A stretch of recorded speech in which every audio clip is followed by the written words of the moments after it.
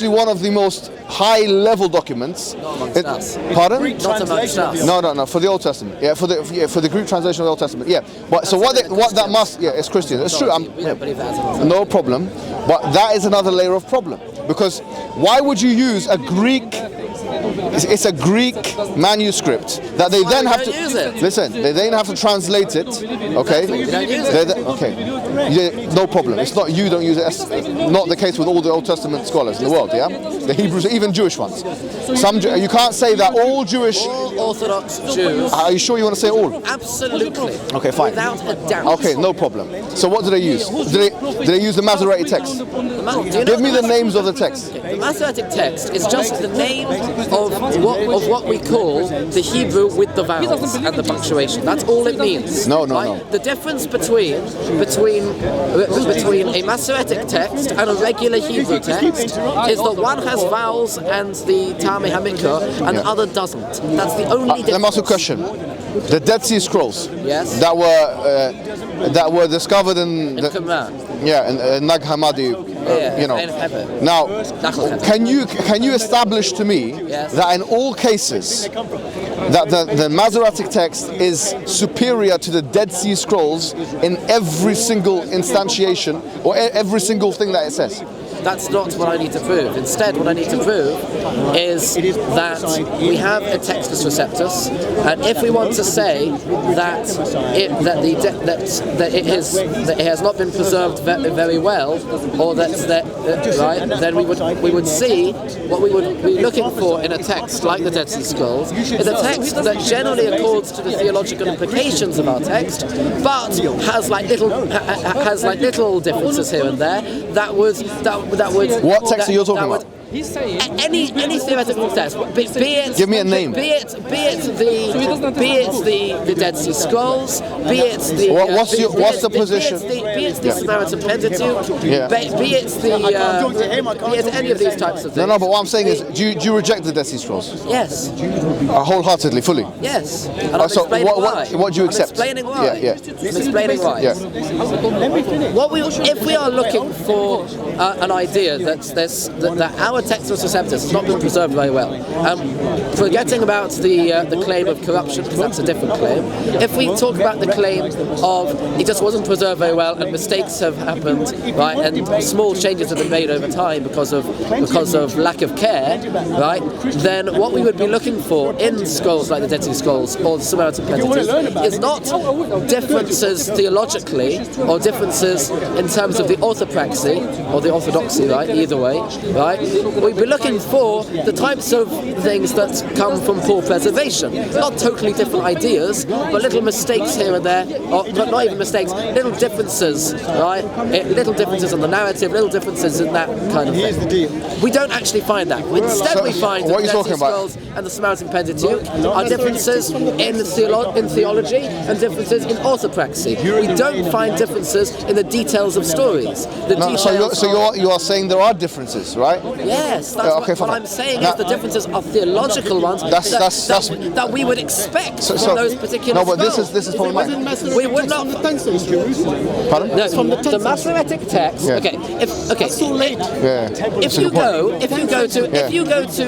go to any synagogue in the world, right? If you go to any synagogue in the world, yes, even in the Reform ones. Even the Reform ones have this. Okay, all right. Any synagogue in the world, yeah. and you see that they all have Torah scrolls, right? Now, a Torah scroll has the 5 books of Moses, the Pentateuch, and you'll see that it's just consonants, right? Like in the Arabic Quran, right? There's right. At least before they put in the diacritics and stuff, there were no dots and dashes, right? And so we don't have any of the vowels, none of the Talmud Hamikra, which is kind of like a punctuation, a dual function of punctuation and cantillation. And what you'll find is that that is a Hebrew text which is not the same as the Masoretic text. What's the difference, right? That text is the Hebrew text without vowels. The Masoretic text is what I have here. It's where you put the vowels in. That's the only difference. No, but here's the point. What Ben Asher did when he made the Masoretic text was the first time you had a Torah where you could have the vowels. And when did Ben Asher come into? When was he? So he was in the 10th century. Right, that's the point. Or the 9th century or something. Now, my question. He put the vowels in. Josh, have I let you speak? Yes. Now, from my understanding, and you can please correct me if I'm wrong. You've got, in terms of your documents, you've just said you basically just said you take the Masoretic text, yeah? Yes. All right, no problem. I was asking you to mention that name. You didn't want to mention it for some reason. Okay, that's one. Number two, you've got other documents. For example, the Haggadah, and you've also got the Halacha, or things from the Talmud. Basically, the Palestinian Talmud, the Jerusalem Talmud, all that kind of stuff. Yeah, all that stuff is very, very late. What connects that text, the Masoretic text, the scrolls that you're talking about in the synagogue, with Moses? Where's your chain of narration? So the chain is as follows.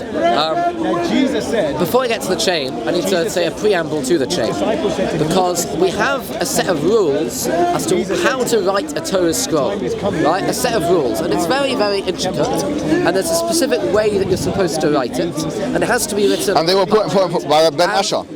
No, the rules were from long before that. By whom? Right? Who established those rules? So the earliest documentation, which does not mean that this is when they were established. Yes. The earliest documentation of the rules is found in the Tanaic period, right? So what we're talking here? So we're talking either the first somewhere in the first 2 centuries BCE or in the first 2 centuries CE. No, wait, hold on. That time. You're saying first 2 centuries BCE? Yes. So, but wait, hold on. You're saying first 2 centuries BCE? Yes. What's the manuscript evidence of that? So if you have a look in, for example, the Tosefta, right, which is actually a little bit after CE, right? When? Which is a little bit after CE. And how much of it is? Yeah, go on. So you'll find there very intricate rules with regards to writing of Sifrei Torah. I'm pretty sure there are others from BCE, but I can't remember them off the top of my head. When was Moses about? I'm coming to it. Please. No, I'm letting you speak. You're asking me a very intricate question, complex question. Bro, and Josh, you're the one. More than a minute to answer. Josh, listen, I'm not interrogating you. I'm giving you you're speaking more than I am. Because you're asking the questions. Yeah, inshallah. Okay, I'll let me finish. Then when you ask the question, you should expect a detailed answer. No, but before you get into something deep, I'm asking you, when was Moses? Moses went on Sinai 3,334 years ago. So put that in BCE terms. But that's really just making them do maths now. 1400. Something like that. I'm sure you've done the maths. Let's say 1,000. Let's just say something like that. Right, no problem. As I say, 3,334. How do you establish the gap in terms of your manuscripts in 1st, 2nd century BCE to Moses in 1400 BCE?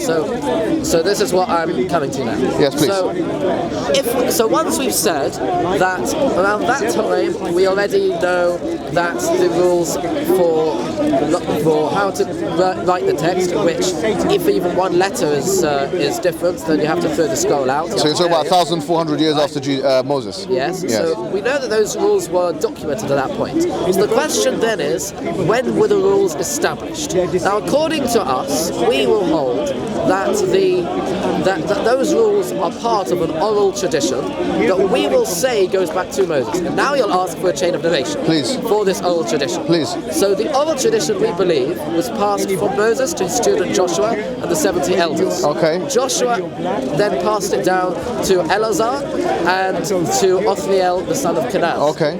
Othniel, the son of Kenaz, passed it down to his successor, who was Ehud, the son of Gera. Okay. He then passed it down to his successor, who was Shamgar, the son of Anath, who passed it down to Barak, the son of Avinoam, who lived at the time of Deborah the prophetess. Okay. Then Barak so what we're talking about 300 years? In terms of the number of years? Yeah, but now you've gone about, you've got 1,400 years to make up. I know, I'm going through all the names. Wait, hold on. Giving me names without giving me evidence of these people's existences or some kind of these people lived in this area, these people had this occupation is useless. All you're doing now is, for all we know, we could be fabricating these names. What you're trying to do, and Josh, I'll be honest with you, right? It's a contrived and I'm not going to use a strong term, but it's a contrived attempt to try and emulate the Islamic sciences, where there's no chance you can. Let me tell you why. We don't just mention names. When we say the Prophet sent it down to this person, that person, we know that these people existed. We know where they existed. We know what geography they existed in. We know what kind of life they had. We know the biographies that they had, and we have historical information about them. Now, every single name that you've mentioned is exactly that. Are just names. Fine, now, so I'll give you information about them. No. We don't have the time to sit here and go for 1,000. You're talking about 1,400-year gap of names between Moses and when you're saying that the rules were established. And let me just be straightforward with you, yeah. And to be honest, I've read works from prominent scholars of Judaism like Jacob Neusner, okay? You don't know him? I've heard of him. Well, he's actually one of the most published men on earth. He's got a record. He's published like 1,000 books, yeah? You should know him. You should know him. No, he's a big name. He is a big name, yeah? And what you're doing here is it's a slapdash academic attempt to try and fill up a hole which cannot be filled. It cannot be filled, and it has not been. No scholar in academia takes this seriously. Of course not, because the academics do not believe in the Bible at all. No, they don't believe in the Quran either. They haven't got to that yet. The conversations must be different. The reason why the conversations must be different is this. When we're talking about our manuscripts, we're talking about what, 30 years after Uthman? When we're talking about the people on our chains, we're talking about what? We're talking about people who we've got not only manuscript evidence for, but we have cross-referential data about. You simply don't have that data.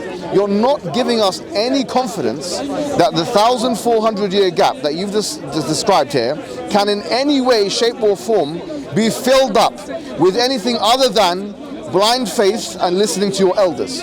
That's the truth, Joshua. Now, if a person from another religion, a Hindu, did the same thing with you and gave you names of figures that might be fictitious, might not have even existed, there's no manuscript evidence of their existence, there's no cross-referencing where they lived, there's nothing, then you would not accept it and you'd say this is not good enough evidence. No, because that's not what I would be looking for. What I look for when it comes to a religion, whether or not they're based on any truth, is the revelation narrative, right? If you're making a claim about the way revelation took place to start with, and all you've got is one guy spoke to a talking fish, right? That's all you've got. So you have one guy who claims to be God, or one guy who claims an angel spoke to him. Right. So that's where we go back to our point. But we have Josh. We have an entire nation of people claiming a mass national revelation in a mountain. Excellent, Josh. I don't listen. We accept that. Okay, we believe in that, and we're not saying everything you hold in your hand is wrong or fabricated or ahistorical. We're saying that if you want us to believe every vowel, every letter, every story, and with this many conflicting manuscripts, with this much gap that you have, it's unreasonable for us to believe in that. But what I will say is this. This is why you should not be totally confident in the book that you hold in your hand. And I will say this. We said that because we went on a tangent here, Josh. We said that there are 3 conditions that disqualify a prophet. And you just said it yourself now. One of them is, what kind of prophet are we talking about? And what kind of God is he calling to? We can't deny that the Prophet Muhammad and the Quran both talk specifically about Moses, talk specifically about him receiving the revelation, talk specifically about the God of Moses, literally the God of Moses. Okay, and that is the God we believe in. Now what we're saying is, already, number 1, we're not asking you to be disloyal to God. Number 2, we're not asking you to believe in another God. And number 3 here, the third point, which was talked about in Deuteronomy 18:21, is that the prophecies that this prophet came with are in fact had materialized. So I'll give you 5 examples, Josh, because I was meant to be doing this in the beginning. Sure. Okay? For example, in the Quran it states that the Romans had been defeated in a nearby lowland, and that in 3 to 9 years that they will become victorious. Okay? Now this materialized.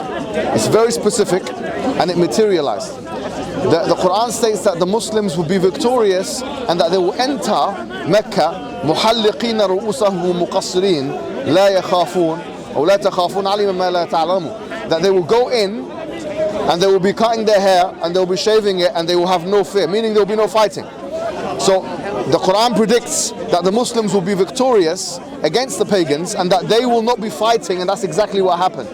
It was a conquest which meant that the Muslims could freely go and do Hajj, which happened, Umrah or Hajj or whatever, pilgrimage. Number two. Number three, and this relates to the Palestine issue. The Prophet ﷺ, he said, "U'dud sittan bayna yaday as-sa'a, mawti thumma fathu bayt al-maqdis." He said, count 6 things before the day of judgment: my death and then the conquest of Jerusalem.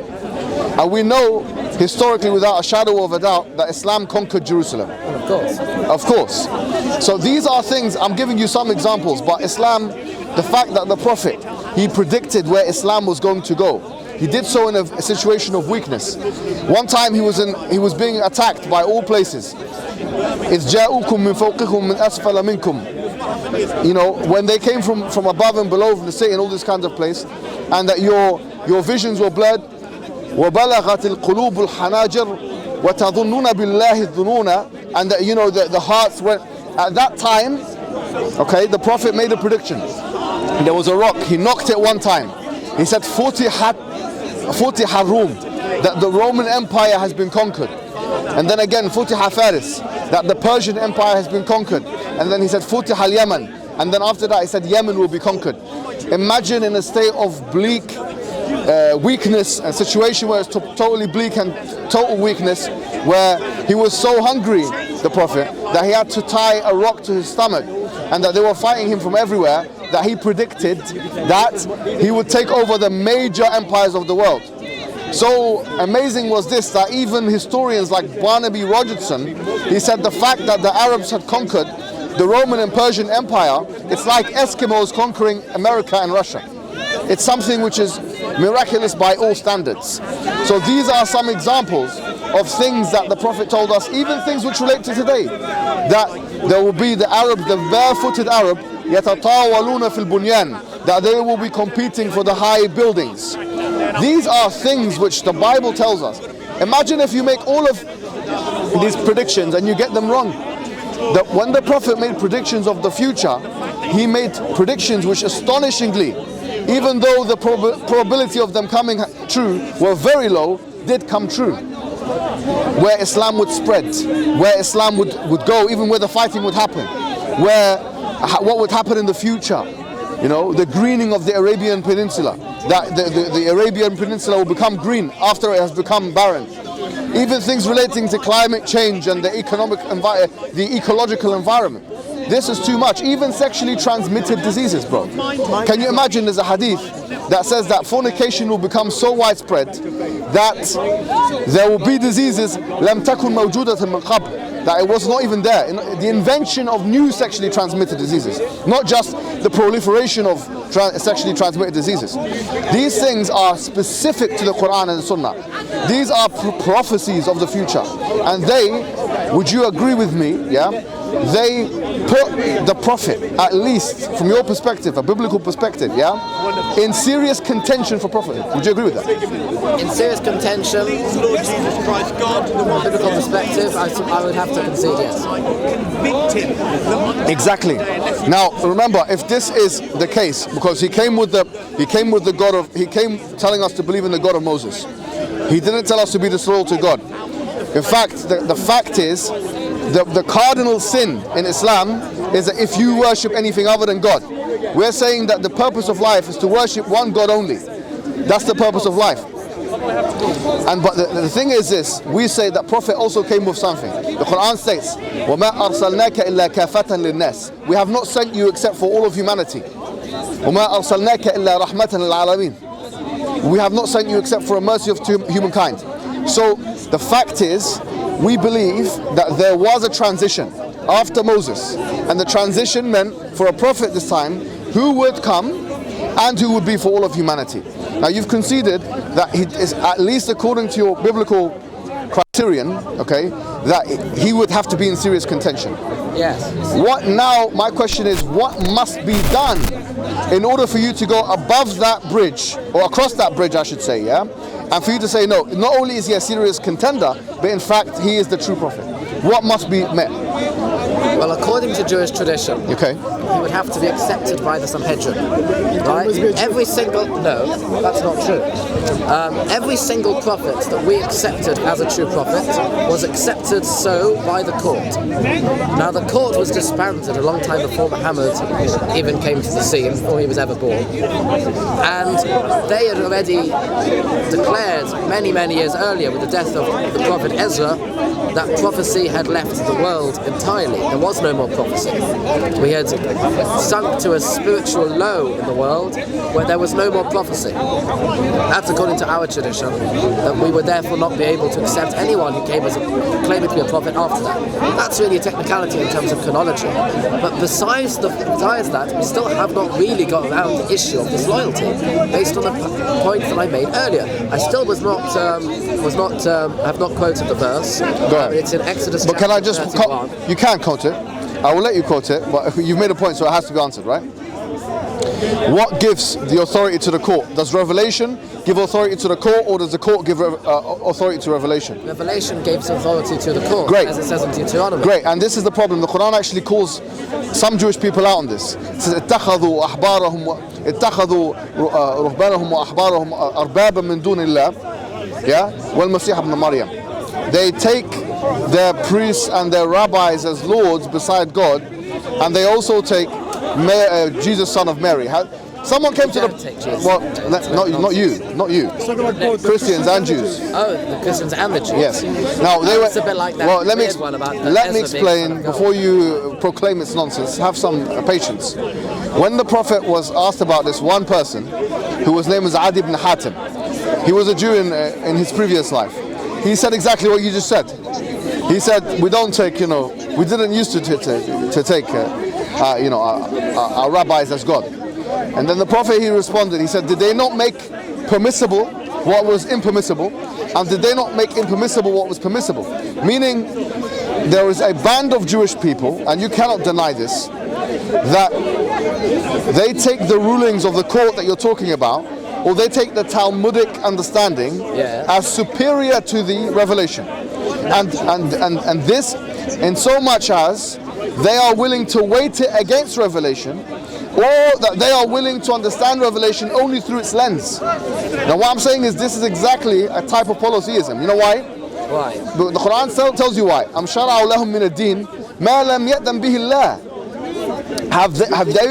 Have they been given authority of the religion what Allah has not given them authority? The court that you're speaking of has no authority. Well, in Deuteronomy it gives them authority. No. Yes, Deuteronomy gives them authority. Now you can dispute what... Who are them? Your guys now? Who is them? So the original court was the 70 elders that was set up by Moses, right? The court system was expanded by Jethro, and this court system, we believe, and we do have some evidence, right? Yes. Maybe not to the extent of your hadith thing, of this being something which continued all the way in terms of the court system, all the way till the end of the Gaonic period, right? Which is when we're talking about. That's already the 9th or the 10th century. So what's the biblical evidence for the court? The biblical evidence for the court having authority is in Deuteronomy chapter 19. For the Sanhedrin court. Yeah, the Sanhedrin. It developed into the Sanhedrin. Say again? It became known as the Sanhedrin. Oh, okay, yeah. And get this up. 1 second. Didn't God also condemn the judges in Psalm 82? 1 second. Well, yeah, while you're discussing that. Yeah, okay, get us that as well, because that's a nice question.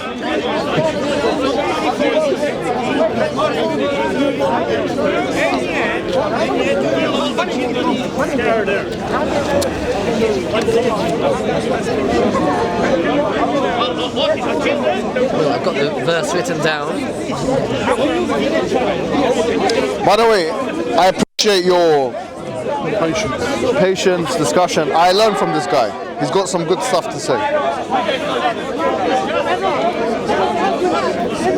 You read that, John? All right, should let him go here for his thing first, and then we'll. Like the session, man. You got them ready, yeah? You got them ready, don't you? Yeah, Assalamu alaikum. Yeah, excellent, man. I didn't expect you here today. Yeah, man. No, it's Enjoyed good. your discussion with Barton. It's quite good. It was all right, innit? Should have more of those.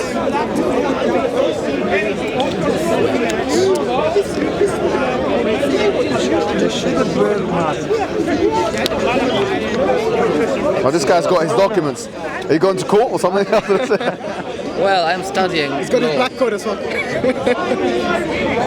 Oh, I appreciate this. Yeah, he does his homework. That's important. Not only that, no, he's just giving me his evidences. Yeah, please.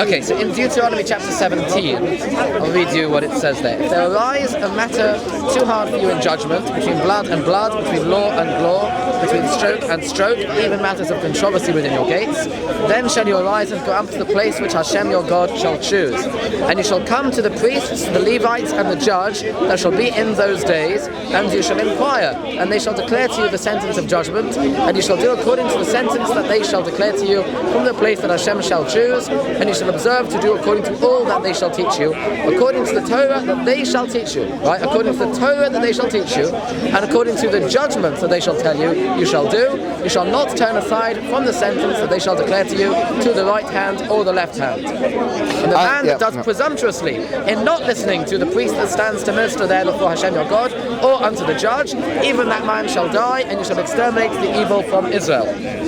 Now, where does it say that these judges can decide who is a prophet and who's not a prophet?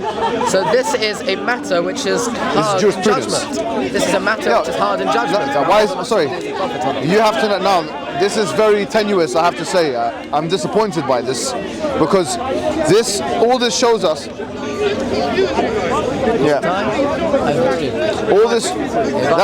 It's a tenuous link because all it shows us is that there are judges that can be appointed for jurisprudential matters, and that they must use the Torah as a guidance or as the guide for that. That's all this shows. This does not only show that. What else does it show? Specifically only in civil matters. It says it starts off, if there arises a matter too hard for you in judgment, and then it gives various examples between blood and blood, between law and law, between stroke and stroke. Now, one of the many laws found in the Torah is the laws regarding to how to distinguish between a true and a false prophet. No, this is a matter which is hard in judgment. When it says law and law, what do you think this is referring to? In the Hebrew, it's bein din ladin.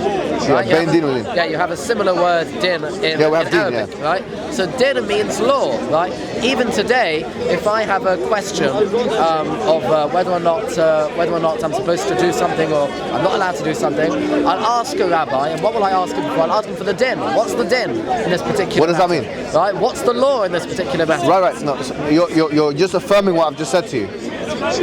They are not allowed to invent anything from themselves, correct? They don't invent it. Right, so they tell you what it is. They interpret the Torah to tell you. So what their job is not to establish who is a true prophet, who is not. That's not their job. Their job is simply very limited, to jurisprudence. That is what their job is. Civil and criminal court. Yeah, that's what they are. Not just civil and criminal. Well, it doesn't say anything about religion, does it? Where does it say that if a prophet is to present himself, he must present himself to the judges, and they must say that. So you've made that up. No, I've not made that up. That is made up. Because that was the question he was asking. Yeah, I was telling you, bro. Josh, please. If the Bible is speaking on the three cases that we've spoken about in Deuteronomy 18 and the other two verses that you mentioned, how to distinguish between a true prophet and a false prophet. You said it can't be disloyal. He's got to call to the right God. And if he calls with an oracle that hasn't come to pass. How do we know what's disloyalty? Wait. Those verses, are they generic or are they specific? Yeah, specific. No, what I mean is this. Who is God speaking to? Is he speaking to the judges or is he speaking to me and you? Speaking to all of us. Excellent. Right, hold on, that's it, it's done now. Because if you're saying God is speaking to all of us, then no longer is this a matter which is specific to the judges. Therefore, to give the judges the ultimate authority in being able to distinguish between who's a true prophet and a false prophet goes against the generic wording or the wording of the Bible, which seems to indicate that anybody can do this as a matter of religion. The judges have no authority. The implication Yeah. of somebody being a false prophet, what is that implication? According to Deuteronomy 13 and 18, they have to be put to death. That is a very severe punishment, and something which is very much in the scope of a judge. If somebody brings somebody to No, but that's court, fine. this person is claiming to be a prophet. But Josh, is he true or false? Josh, if he's false, then he's going to be put to death. Josh, what we've said is you've said it yourself, that all of the conditions that you've said Yes. have to be in place does not disqualify the Prophet Muhammad and puts him into serious contention for prophethood. So that I said that what puts him into contention is the fact that he said things that came true. Yes. We have still not got past the disloyalty thing. We still haven't read No, my I understand, but the fact that you're even having this discussion with me and you're not deferring it to a judge indicates that you think and you know that it's not for just the judges, it's for all of us. It's not just Because for because then you would be talking out of turn. If you believe, if you believed that the matter was for judges to decide, and you're here talking to me about whether or not the law is applicable, or that the criterion has been met or not been met, and you've had these conversations before and you keep coming to Speaker's Corner, then unless you're a judge, you're speaking out of turn. No, that's not the case. Of course it's the case. Because I'm not issuing any judgment here. I'm not issuing any legal, anything which has legal It's not a matter of judgment, right? It is, though. It's a matter of legal implications. It has no. There's a very clear legal implication of somebody's a true or false prophet. Can a judge get things wrong? Judges can get things wrong. Good. So if a judge decides, But God has made the system. no, but if the judge decides, and this is where maybe your verses come in handy, because the judges have also been attacked in the Bible. Yeah. If the judges, yeah, right. So if the judges get things wrong and you follow them, what happens? And you follow them, then if they've got it wrong and you follow them, then you've got nothing. Then God has nothing against you. No. In matters to do with revelation. Yes. So hold on. Judges- Let me be clear. Yes. If a judge says to you that we should do a practice which is a pagan practice, and they've got it wrong, and you follow them in this, they tell you to worship another god. Well, there's actually laws about that in No. Leviticus. No, but- it talks about that specifically. And what's the answer? The answer is that an offering has to be brought when it's realised that a mistake has been made. No. If the judge Yes, if the judge made a mistake. if the judge tells you to do something which goes against the first commandment, the second commandment. Yes, Okay, so is that conceivable? it's conceivable that something Excellent. could happen. So if that's conceivable, if the judge gets it wrong and you follow him on something which will render you a polytheist, do you get punished for that, for being a polytheist? There is a degree of punishment. I'm being told I'm supposed to be No, but this is important. Don't leave now, because the Quran makes this. I agree with you. Listen. Josh, listen. Yes. We agree on one point. On matters to do with law, if you follow the judge, you're alleviated from the punishment. We also believe that. Because there's a very similar verse in the Quran. Listen, where you just said that, in matters of controversy, there's a very similar verse. It goes like this. وَإِذَا جَاءُكُم بِأَمْرٍ مِّنَ الْأَمْنِ أَوْ الْخَوْفِ أَذَاعُوا بِهِ. Listen. وَلَوْ رَدُّوهُ إِلَى الرَّسُولِ وَإِلَى أُولِي الْأَمْرِ مِنْهُمْ لَعَلِمَهُ الَّذِينَ يَسْتَنبِطُونَهُ مِنْهُمْ. That if they come with you with a controversial matter or a matter of fear and safety, they should they will announce it. But had they returned it to the Prophet and to the people who know how to extrapolate among them, then they would have known how to extrapolate it. And that's why the Quran says, فَاسْأَلُوا أَهْلِ الذِّكْرِ إِن كُنتُمْ لَا تَعْلَمُونَ. Ask the people of knowledge if you don't know. When you go and follow a jurisprudential ruling of a judge, you're alleviated, I agree. But not in matters which relate to ultimate salvation. Not in matters of polytheism. Not in matters of this is a prophet or not. And what's the evidence of that? The evidence of that is that if a judge, as we've said, calls you to polytheism, calls you to worship Jesus, if a judge, a Jewish judge says, worship Jesus Christ, and you worship him, you will now be sinful completely, correct? Yes. Excellent.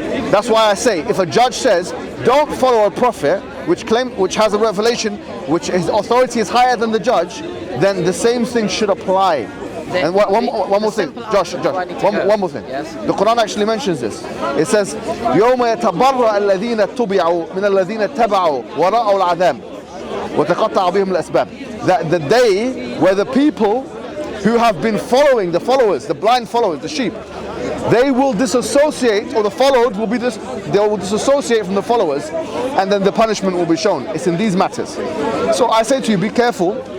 And this goes back to اتخذوا أحبارهم ورهبانهم أربابا من دون الله والمسيح ابن مريم. They took their priests and rabbis as gods beside God because they've made permissible what's not permissible. That if you make your faith about following judges on issues to do with salvific potential, then what you're doing is no greater, is no better, than what polytheists do. There must be an aspect of you being able to distinguish by yourself, like you have, and you said this more than once. The Prophet is a contender at least based on the criterion of the Bible. You said it. That you must be able to make that decision independently. You have to, and this is what the Quran says this. But Josh, listen, I don't want to be preaching to you, but the Quran says this. وَإِذَا قِيلَ لَهُمُ اتَّبَعُوا مَا أَنزَلَ اللَّهُ, when they said to them, follow what God has set down, قَالُوا بَلْ نَتَّبَعُ مَا أَلْفَيْنَا عَلَيْهِ آبَاؤُنَا. They say, no, we're just going to follow what our predecessors came with. وَلَوْ كَانَ آبَاؤُهُمْ لَا يَعْلَمُونَ شَيْءٍ وَلَا يَعْقِلُونَ. Even if their predecessors... Yeah. So what I'm saying is you must extract yourself from the idea that if it's the judges that make a decision about your life. Mohammed, Yeah, sorry, go ahead. we need to wrap up. Right, go ahead. So we need to go. So Sorry, can we continue this conversation next week? Of course. I'd very much like to continue. We can set a time. We'll continue next week on Sunday. If you want to meet me at 3:30. Well, Aaron's got my number. We'll get in contact and stuff. You've got Aaron's number, yeah? I have Yoel's number. I have Ali Dawah's number as well. All right, so we'll sort it. Yeah. Cool. We'll sort it. Thank you, my friend. Yeah, take care. Yeah. Think about what I've said. Think about what I said as well, my friend. Yeah. See you later. What? Yeah, well. What's happening? Huh? All right, Josh, see you next week. next time, inshallah. All right. Do you want to wrap up? You okay? Do you want to summarize or you okay? No, I'm all right. There's a lot of cameras here. That was a very interesting discussion. And They still stick to the Masoretic text, which is the 10th century, isn't it? yeah, tell us more. I mean, I think it would be best if Josh was here, otherwise he'll tell me. He's speaking when he's gone. Yeah, I agree. He said he'll come back next Sunday. Let's talk when he's here, so it doesn't seem like we're doing anything underhandedly. Exactly. And hopefully you guys have benefited from it. I know it was a long one, but you learn a lot from these kind of ones. Yeah. All right, come and take these microphones. Come and take them.